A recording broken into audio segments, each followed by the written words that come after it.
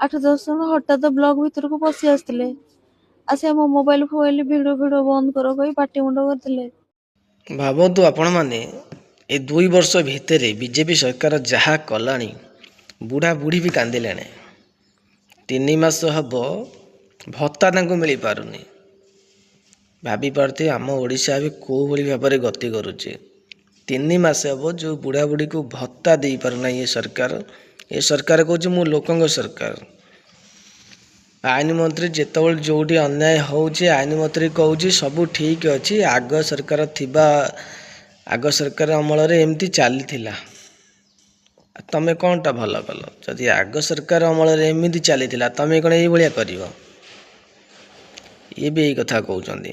ତ ଆପଣମାନେ କାହାକୁ ନିଜର କଥା କହିବାକୁ ଯିବେ? କାହାକୁ? ଯେଉଁ ଆଇନ ମନ୍ତ୍ରୀ ନିଜେ କହୁଛି ଆଗ ସରକାର ଅମଳରେ ଏମିତି ହେଉଛି, ତ ତାମାନେ ସେମାନେ ବି ଏମିତି କରିବେ। କିନ୍ତୁ ପ୍ରକୃତରେ ଆଗ ସରକାର ଅମଳରେ ଏମିତି କିଛି ବି ନଥିଲା, ବହୁତ କମ୍ ଦେଖିବାକୁ ମିଳୁଥିଲା। ଏବେ ଦେଖନ୍ତୁ ଏ ଝିଅଟିକୁ ଯିଏ ଅନ୍ୟାୟ ବିରୁଦ୍ଧରେ ସ୍ୱର ଉଠାଉଛି ତାକୁ ମାଡ଼ ମରାଯାଉଛି।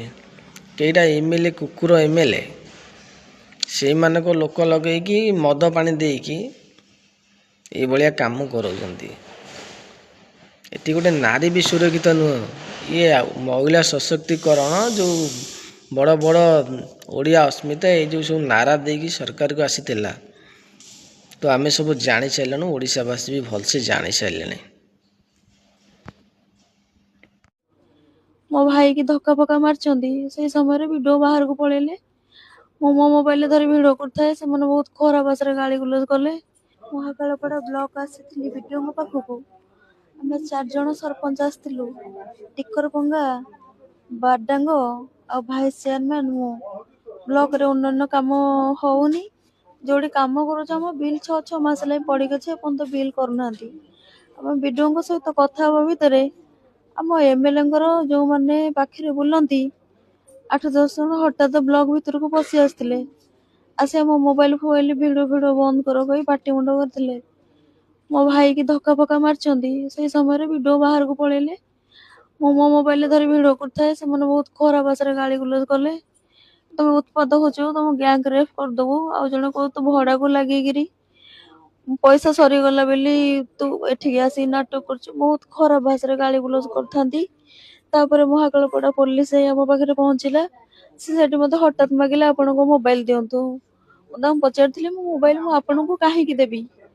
ତାର କୌଣସି ଉତ୍ତର ଦେଇ ନଥିଲେ। ଯେତେବେଳେ ଆମେ ଘରକୁ ଆସିବାକୁ ବାହାରିଥିଲୁ, ଆମ ବାଇକ ଆମକୁ ମୋ ଭାଇକି ମତେ ଅଟକେଇଥିଲେ।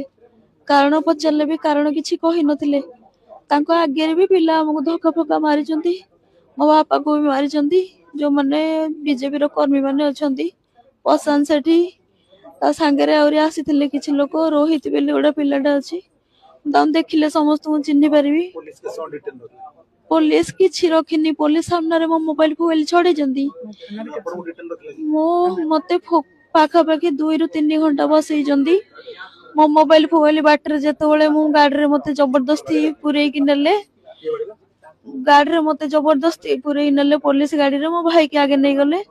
ତାପରେ ମତେ ଟାଣିକି ବସେଇଲେ, ମୋ ମୋବାଇଲ ଛଡେଇଲେ। ମୋ ମୋବାଇଲ ନ ଦବାରୁ ମୋ ପିଠିରେ ବିଧା ମାରିଛନ୍ତି, ମୋ ଚୁଟି ଟାଣିଛନ୍ତି, ମୋ ଛାତିରେ ମତେ ବିଧା ମାରିଲେ। 3 ଜଣ ଲେଡିଜ କନଷ୍ଟେବଳ ଥିଲେ। ଥାନାକୁ ଆସିବା ପରେ ଆଇଆଇସି ବହୁତ ଖରାପ ଭାଷାରେ ଗାଳି ଗୁଲଜ କଲେ କି ତୁ ବେଶିଆ କାମ କରୁଛୁ, ଏସା କରୁଛୁ ତେସା କରୁଛୁ। ତାପରେ ମତେ ବୁଝେଇଲେ ବସି ବିଧାୟକଙ୍କ ପଛରେ କାହିଁ ଲାଗିଛ, ତମେ ସାଙ୍ଗରେ ମିଶି କାମ କର। ଯେତେବେଳେ ଆମ ପଞ୍ଚାୟତକୁ ଯେତେବେଳେ ତହସିଲ ଯାଇଥିଲା ଘର ଭାଙ୍ଗିବାକୁ, ସେଠି ମୁଁ ବିରୋଧ କରିଥିଲି। ସାଧାରଣ ଲୋକଙ୍କ ପାଇଁ ଲଢିଥିଲି। ତା ଫଳରେ ମୋ କାମ ଫାମ ବ୍ଲକର ସବୁ ବନ୍ଦ କରିଛନ୍ତି। ମୋ ବିଲ୍ ଫିଲ୍ କରୁନାହାନ୍ତି। ସେଥିପାଇଁ ପଚାରିବାକୁ ଆସିଥିଲି। ଛାତିରେ ଯୋଉ ମାରିଛନ୍ତି, ମତେ 10 ମିନିଟ ପୂର୍ବରୁ ପେନ୍ ଷ୍ଟାର୍ଟ ହେଲା। ମୁଁ ସେଠି କହିଲି ମୁଁ ହସ୍ପିଟାଲ ଯିବି, ମୋ ଛାତିରେ ପେନ୍ ହଉଛି। କେହି ଶୁଣିଲେନି। ପାଗଲ ହେଇଯାଇଛନ୍ତି ମୋହନ ମାଝୀ। ଏ ବର୍ଷକ ଭିତରେ ସେ ଚେୟାର ଦେଖିନଥିଲେ, ମୁଖ୍ୟମନ୍ତ୍ରୀ ଚେୟାର। ସେ ଚେୟାରରେ ବସିଗଲା ପରେ ପାଗଲ ହେଇଯାଇଛନ୍ତି।